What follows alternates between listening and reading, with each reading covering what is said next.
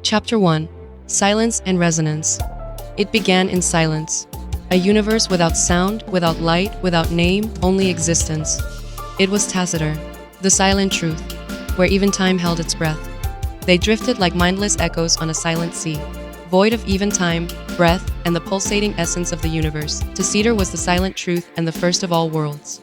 Like time itself, the first sentient inhabitants drifted and pulsed endlessly, as though they were mere echoes of thought. And yet, the most sacred of silences must, as all things must, come to an end.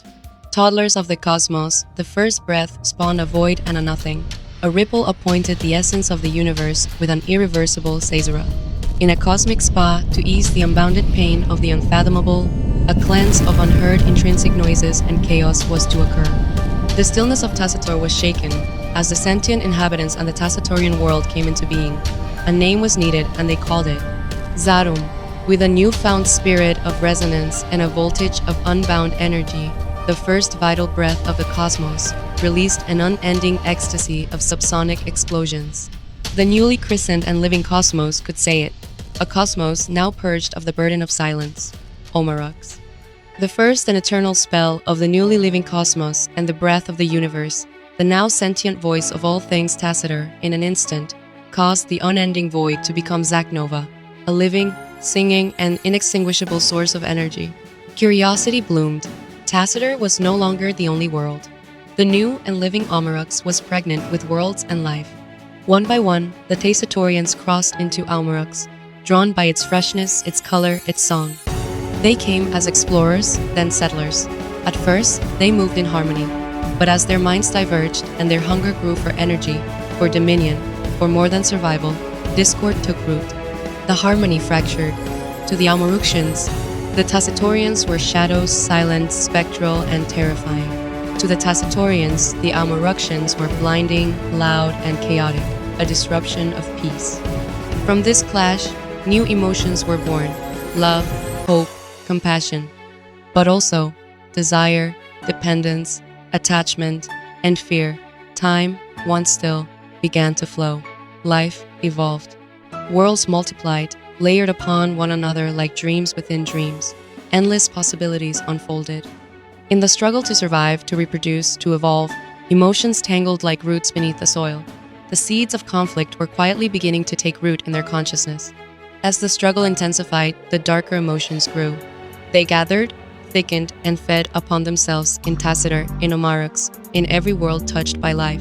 And then, from this storm of sorrow and rage, something awoke, Odium, a new being, not merely alive, but a world unto itself, a parasite of consciousness, a shadow that fed on fear, that wore desire like armor. Odium had one purpose: to extinguish all life. Where it spread, conflict deepened. In Omarux, war became carnage, compassion withered, hope bled. The Tacitrians could not bear the destruction. And so they sent two emissaries of light to Earth, where humanity had only just secured its fragile crown. Luna, the moon's quiet grace. Soleil, the sun's radiant will. They descended not as conquerors, but as guardians. The moon is a silent watcher. It's like someone in a generous act through a silver thread across an art of random events. The first major civilizations formed in the moon's gaze.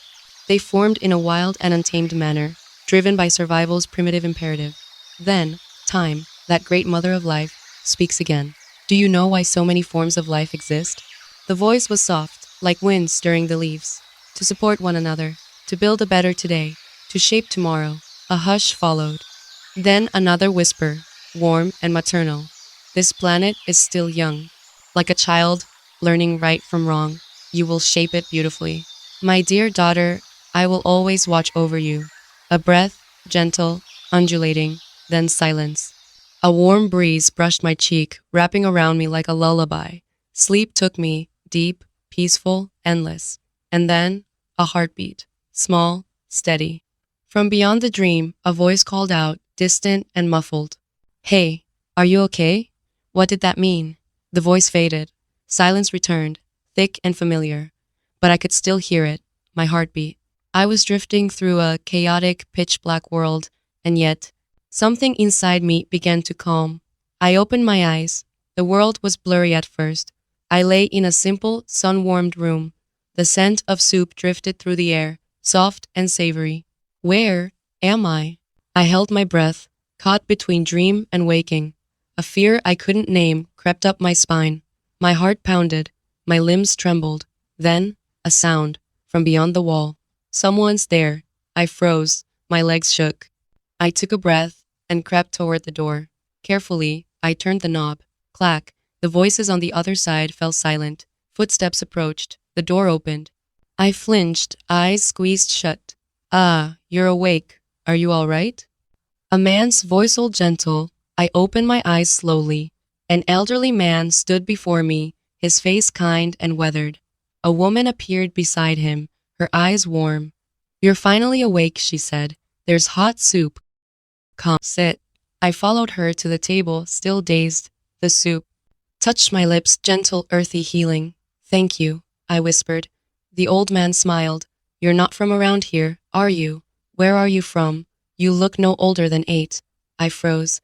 Tears welled in my eyes, a deep anxiety stirred within me. The woman reached out, her voice soft. If you don't want to talk, that's all right. You're safe here. Stay as long as you need.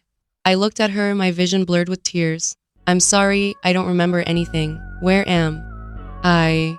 They exchanged a glance, surprised, then solemn. The man spoke gently. We found you last night, collapsed by the lake. We brought you here. You're safe now. The woman nodded, her voice trembling. We've prayed for a child for so long, and then you came as if heaven had answered. I swallowed hard, my voice shaking. Thank you, you saved me. She covered her face with her hands. The man placed a hand on my shoulder. Take your time, we're here. Do you remember your name? A sharp pain bloomed in my head. I closed my eyes, waiting for the silence to return, and then, as if I had been waiting my whole life to speak it, I whispered, My name is Luna. In that moment, from the haze of forgotten memories, one word remained. A name, a truth. My destiny stirred. My story had begun.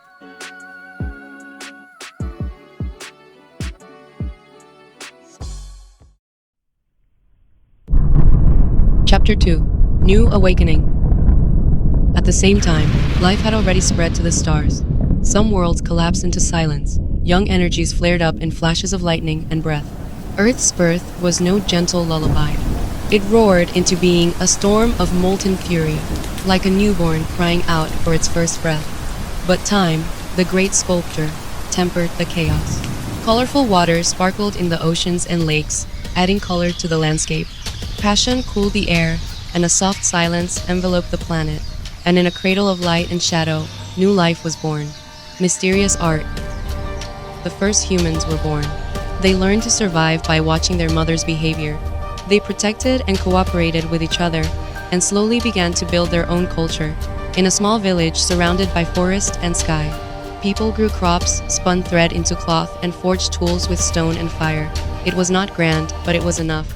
They lived simply, bound by compassion and reverence for the land. It was a sanctuary. Time passed slowly, like a river in no hurry. That day, my parents found me lying by the lake. They hadn't given birth to me. They were guided by something and chose me. They loved me fiercely and protected me from any storm. When I started school, I was quiet, lonely, and anxious, like a shadow among the other children. They taught me how to be myself. It's okay to be who you are, they said. Their voices were anchors, their presence, a harbor. To me, they were truly my parents. Surrounded by their kindness, I began to open up. I made an effort to reach out, talk, and listen. And slowly, I made friends. If they hadn't found me, I might have vanished into the deep darkness, like a forgotten breath blowing on an unknown wind. The people in the village were also very warm and like family. As the days passed, I felt more at ease, more real, and more alive. The vast, indifferent world had changed and become full of possibilities. And finally, threads of various colors stitched together random events, and fate began to move. I didn't know where this path would lead, but I knew one thing: the time that had once stood still within me had begun to move again. That night, after dinner, I went outside. The world was brighter than usual, and a full moon was floating in the sky. It was like an unspoken question. Who am I? No one had ever asked me that. And yet, beneath that silver gaze, it felt as though the moon itself was waiting for an answer. I whispered, "Do you know?" The moon said nothing. It only watched, serene and eternal. Where had I come from? Where was I going? Did I even need to know? I had already received love. I had a gentle peace, too. The village was enveloped in greenery and brilliance. The wind carried laughter, and the trees whispered my name. What more could I want? Wasn't this enough? Still, questions began to well up in my mind, pulled by the moon's invisible hand. They flickered, disappeared, then reappeared before my eyes. A quiet pain flickered in the moonlight. It was as if something long dormant had been resurrected. The days passed. The future, once a blur, began to take shape. And tonight, beneath the moon's watchful eye, a question returned. If no one can answer for me, must I find the truth alone? I lowered my gaze, silent. Then, her voice, "There you are. What are you doing out here?" My mother. I turned around and quickly jumped into her arms. Tears welled up in my eyes, and I couldn't hold them back. I didn't know why, but I just wanted to feel her warmth. She held me close. "What's wrong?" she asked, brushing my hair back. "Why the sudden hug? Did something happen?" Her voice was even softer than usual, as if she already knew. I couldn't speak. She leaned in and whispered, "You've been drifting lately, thinking about yourself, haven't you? About who you really are." I looked up, startled. She smiled. "Why don't we visit the shaman together?" The world tilted. I stared at her, unsure if I'd heard right. She understood. I nodded. "I'll ask him tomorrow," she said. "When I know the day, I'll tell you. For now, get some rest." I took her hand, warm, familiar, and we walked back inside. I had heard of the shaman. Everyone in the village knew him, but he was a character in stories. I never thought I'd actually have a conversation with him. What would he say? Did I truly want to know? The questions tangled inside me, a knot of longing and fear. Somewhere deep within, I knew the time would come when I'd have to face myself. Would it be tomorrow? Or years from now? I don't know who I am. If I was going to find out someday, I felt it was better to find out sooner. I felt that my strange origins made me special, and I often had precognitive dreams. Sometimes I felt an invisible presence. Those happens were enough to encourage my curiosity to slightly outweigh my fear of finding out more about myself. The silent night gradually began to lift. As predicted, dawn was beginning to break. As the time approached, I strangely felt a sense of calm. The purple light of the sky began to filter into my room, like sunlight filtering through the trees. In this fantastical landscape, the birds began to sing in harmony. The beautiful morning felt like a blessing for my new beginning, and the quiet promise of the path yet to be walked remained as an afterimage. Remained as an afterimage.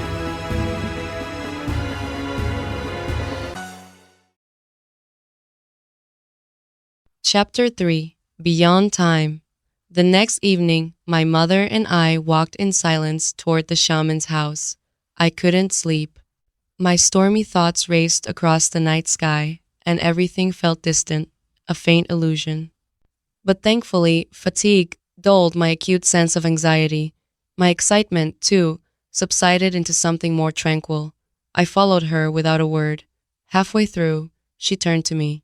Her voice was gentle, but her eyes held a mixture of loneliness and determination. It seemed like she was trying to say something several times, but she never said it aloud.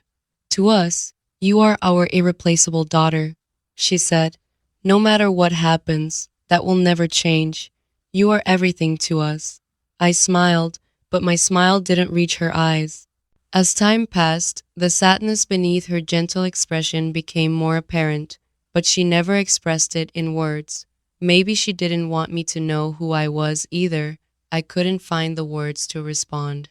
We walked the rest of the way in silence. When we arrived, the shaman was already waiting at the door. He stood straight and silent, as if he knew the moment we would arrive. "Welcome," he said, opening the door. "Please, come in. Everything is ready." I glanced at my mother. She gave a small nod, and we stepped inside. The air was thick with the scent of incense, earthy, sweet, and unfamiliar.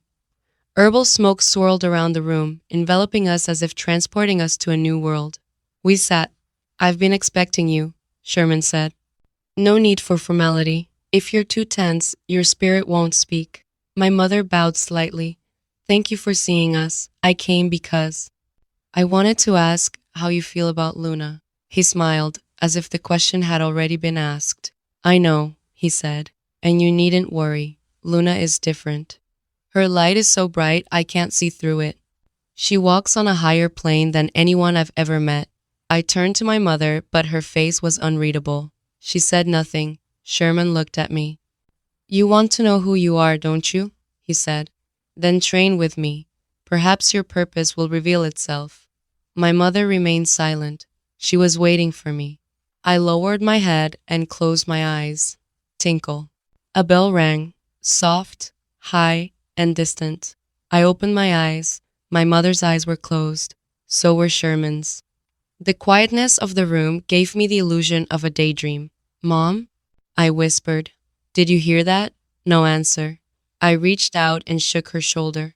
"Nothing." "Stop it," I said, my voice rising. "This isn't funny." Panic surged in my chest. I stumbled to my feet and ran outside, and the world had changed. The sky was covered with low, dark clouds. My village was burning. Flames rose everywhere, smoke billowed high into the sky, and screams cut through the air like knives. I froze. My heart was beating to the point of bursting. My legs were shaking and I collapsed to the ground. It couldn't be real.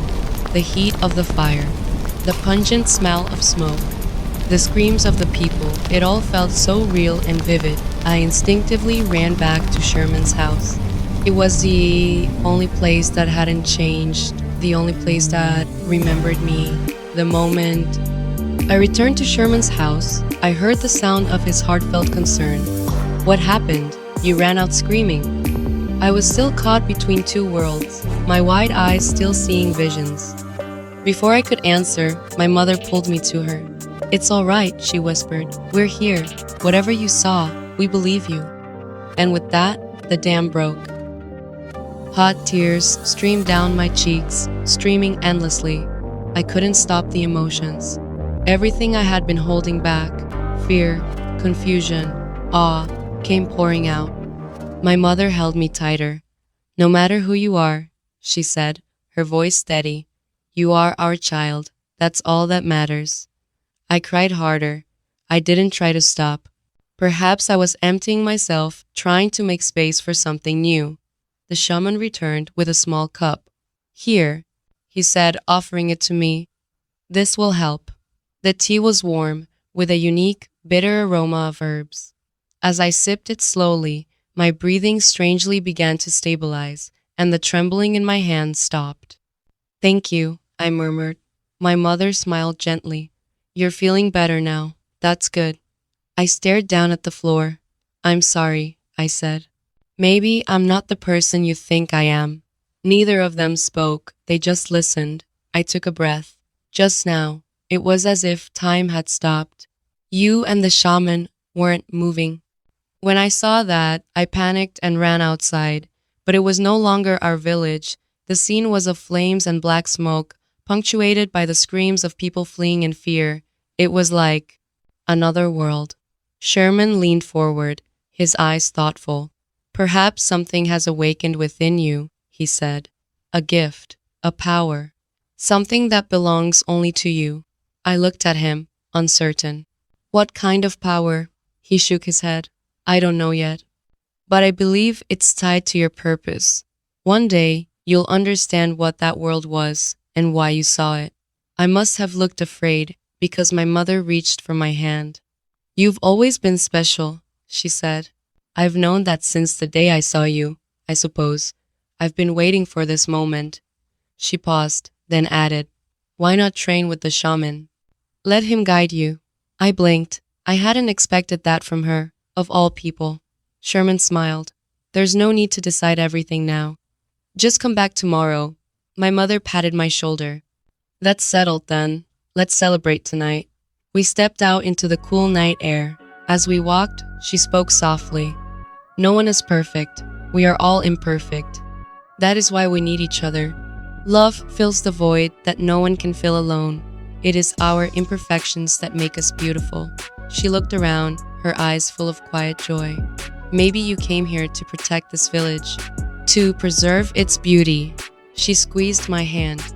Someday you may learn a difficult truth. You may experience incredible pain, but there's no turning back. Whatever happens, face it, accept it, and keep going. I lowered my gaze, unsure. She laughed gently. Don't look so serious. We're with you, the villagers too. You're not alone. We're family.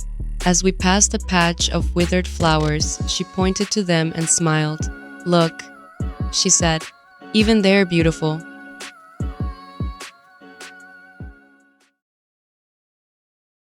Chapter 4. Between premonition and loss, I spent most of my time with a boy who loved flowers. He was gentle, kind to everyone, and always had a smile on his face. It always seemed to glow around him. One afternoon, as we sat in the shade of a tree, he turned to me and, with a small smile on his face, said, even when a flower withers, it's not the end. It takes a year of patience and effort to make it bloom again. Perhaps it's precisely because of this waiting period that flowers are so beautiful. A quiet strength emanated from within him. He never spoke of his struggles, but you could sense them hiding behind his laughter. And yet, he never let it show. Instead, he continued to help people in a very natural way. Ever since I began my shamanic training, he has been by my side, supporting me. Always the same, always there. Soleil. One day, the elder shaman looked at me and said, when you're with Soleil, your light changes. It's as if the two of you are meant to do something important together. I didn't understand what he was trying to say, but deep down, I felt the same way. The attraction between Soleil and I grew stronger with each passing day. Then, on the night when I felt it most strongly, everything changed. After several days of heavy rain, a terrifying sound split the sky and echoed through our village. Without understanding what was going on, I jumped up and ran to my parents. The ground was shaking and a roaring sound filled the air, as if something was approaching. My mother wrapped her arms around me. It's okay, she whispered, though her voice shook. Don't be afraid. My father had gone out to check. When he came back, his face was pale. There's flooding on the far side of the village, he said. We need to get to higher ground. Now. We grabbed what we could and headed up the hill. The others were already there. They were just silent, trembling, their eyes wide with fear. I looked for Soleil in the crowd, but he was gone. A shaman approached me. You're safe. That's what matters. Don't go back down. It's too dangerous. I peered down at the village from the top of the hill. I could barely see it in the darkness. But the roars, crashes, and endless sounds only made me more terrified. I waited. I didn't move. I couldn't. Not until the sky began to pale. The rain finally stopped. Far beyond the horizon, the sky was regaining its brightness and beginning to turn purple. A faint light shone upon us. I felt as if I had resumed breathing after holding it for too long. A scream cut through the air that was beginning to warm. Our village is gone. Without thinking, we hurried to the edge of the hill. The sight that greeted my eyes was horrifying. Where there once were houses, paths, and gardens, there was now only emptiness. Part of the village had disappeared, as if swallowed whole. One by one, people began to cry. Still in my parents' arms, I couldn't make a sound as I just stared at the unbelievable sight. My mind went completely blank. Then, something hit me like an electric shock. Was that where Soleil's house had been? My knees gave way, and I collapsed. The moment my mother supported me, I was suddenly overcome with tears that I could not stop. We immediately began searching for those who had been swept away. Many people were missing. Soleil was one of them. I searched for him every day. And every day I prayed for his safety.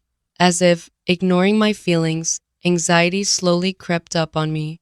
Seeing the situation as hopeless as it was, people began to give up. One by one, they stopped searching.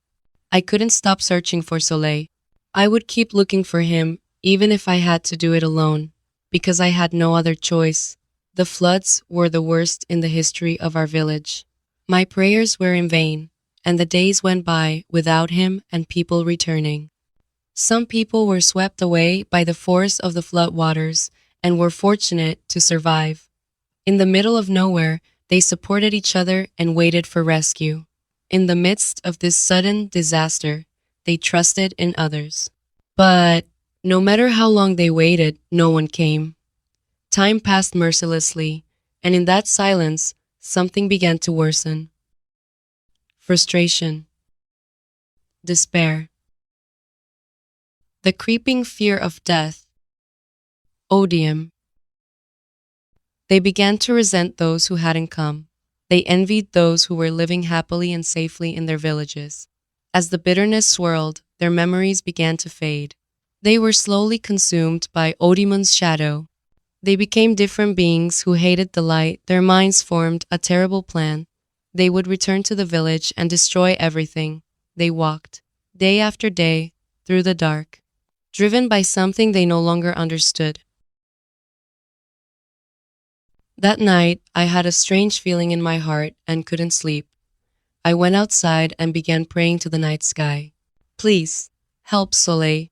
I began to sing quietly. I felt a faint vibration in the air. I prayed even harder. Soleil, hold on. Keep your light burning. Please give him the strength. Soleil and his companions were wandering deep in a faraway forest. Their hearts were dominated by darkness, and they continued walking regardless of their will. The night sky lit up for a moment. Immediately after that, Soleil was walking with his head down when a ray of light hit him. He was the only one who collapsed on the spot. The others continued walking without paying him any attention and eventually disappeared from sight. A thick, heavy darkness enveloped him. He couldn't breathe. Help me. The words slipped from his lips. He felt the end coming and whispered, Sorry, Luna. He quietly closed his eyes. The sounds faded away, and soon he was enveloped in silence. A soft, warm voice approached him from afar. Hold on. Keep your light burning. You can leave that place. Walk toward the light. He quietly opened his eyes, and his memories came flooding back to him all at once. Luna, the others. They're in danger. He continued running frantically towards the village. When he began to see people walking towards the village, he took a dangerous shortcut and ran further.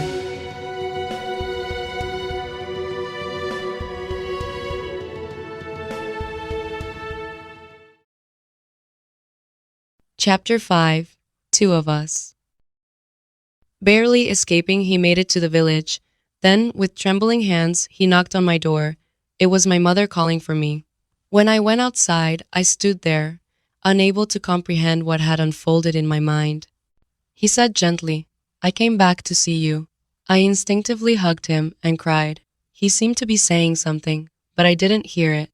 After a while, when I had regained my composure, he took my hand and said, Let's go to Sherman's house now. We don't have much time.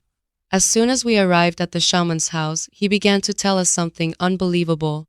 I could only listen to him in amazement. The shaman, who had been listening with his eyes closed, began to speak. Has the feared day of prophecy come?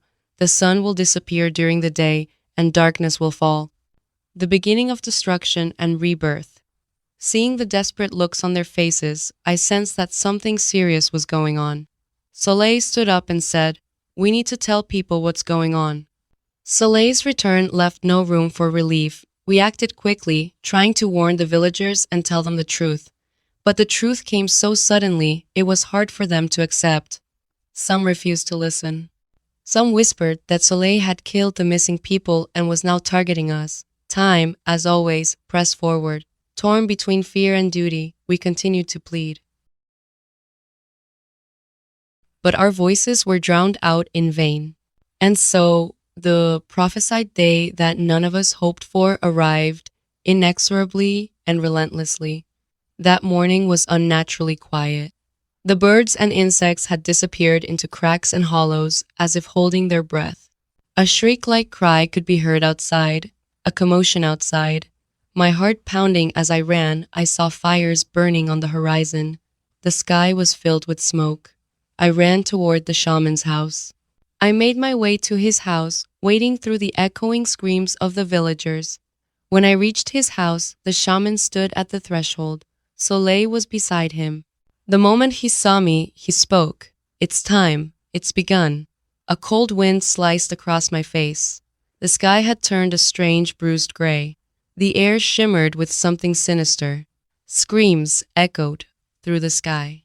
Vivid, panicked cries engulfed our village. The village I knew only yesterday had already disappeared. In its place was a scene of horrific devastation beyond anything I could have imagined. What was coming? Sweat cooled my skin.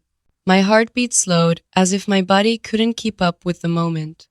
My unblinking eyes seemed to pierce through layers of space, memory, and time. Soleil looked at me. I looked back. We nodded, and together we stepped into the shaman's house. The shaman's voice was quiet. I prayed this day would never come, but I couldn't stop it. Once destruction begins, no one can. Soleil and I slowly sat down on the floor. We closed our eyes. Deep darkness enveloped me. I had no sense of direction, just a heavy silence. A melody began to ring in my head, a melody that somehow felt nostalgic.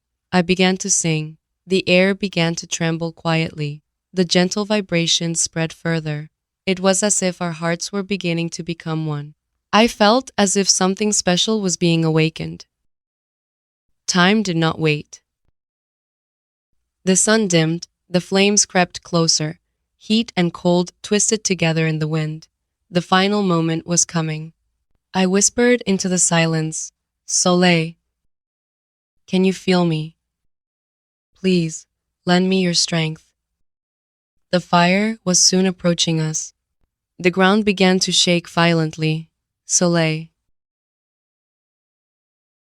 Something powerful surged up behind me. The force was so strong that I felt like my body was being torn to pieces. It was as if my gravitational pull was desperately trying to synchronize with it. I barely held on. Every nerve in my body screamed in pain. I could barely breathe. Maybe there's nothing I can do in this world. My vision was blurry, and I felt like I was losing strength. I'm sorry, I couldn't. Just when I was about to break, the overwhelming force that had nearly torn me apart disappeared, as if it had never existed in the first place. And then, a quiet warmth began to envelop me. "Soleil?" He was gently leaning against me from behind. With all his love, my pain was gone. The roaring and heat were gone too. The sun had completely disappeared, leaving behind only soft, warm darkness. Melodies rained down from the sky to the earth. It was as if my singing voice was reflected back by the moon. Everyone stopped moving. The incomprehensible situation robbed us of our thoughts. Thank you, Soleil. Time, which had stopped, began to tremble again. The sun slowly returned. A gentle breeze began to stir the silence, and then I quietly opened my eyes. This world is more fragile than we think. The slightest imbalance could cause everything to collapse. That's why we must keep growing and moving forward. The future doesn't just happen, it's something we shape. It changes with the choices we make. Even if just a little, we may be able to rewrite the script for our future.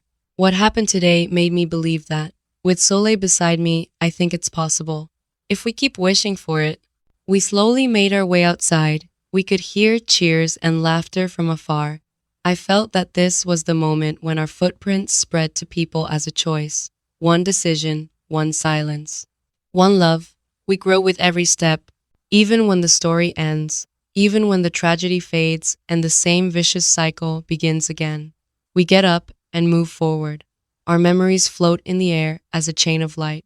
Faith and courage are woven into love, coloring this unfinished world.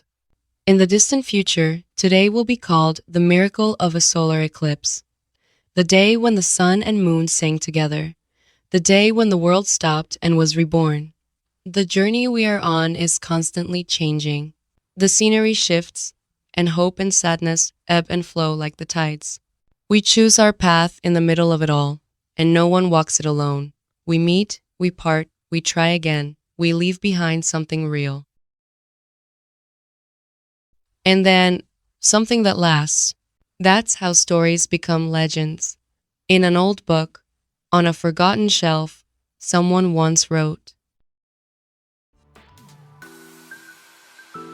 "The miracle of the eclipse. Once upon a time, when the stars were young and the wind still carried words, all living things fought for survival.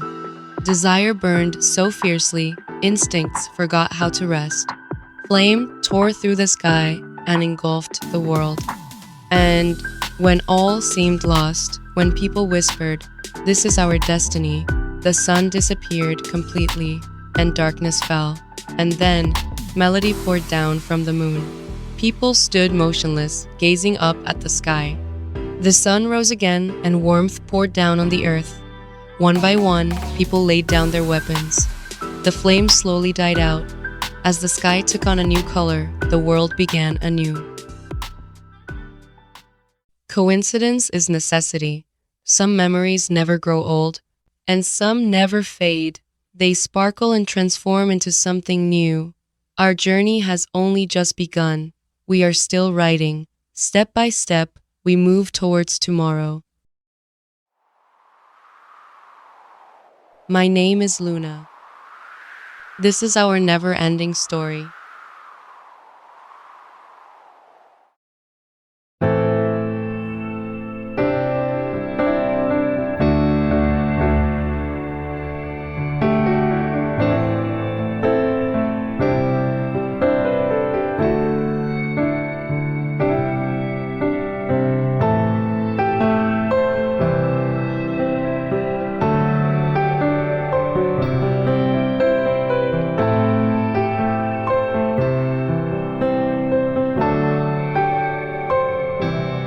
Close your eyes, hold my hand. We'll become the start and one. This is us. It's our